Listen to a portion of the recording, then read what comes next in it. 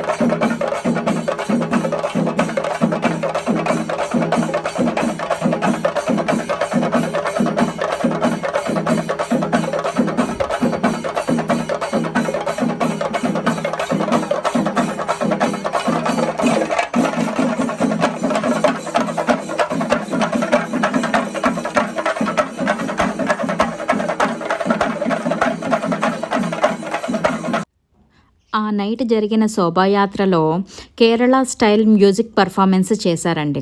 ఆ పర్ఫార్మెన్స్ని చాలా వరకు మీకు ఒరిజినల్ సౌండ్ మ్యూజిక్తోనే అప్లోడ్ చేస్తున్నానండి. ఎందుకంటే ఆ మ్యూజిక్ ఇది మీకు తెలియాలి కదా అని.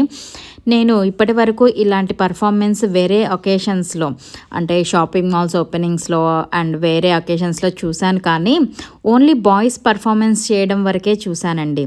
బట్ ఇక్కడ గర్ల్స్ని కూడా చూసేసరికి నాకు చాలా హ్యాపీగా అనిపించింది.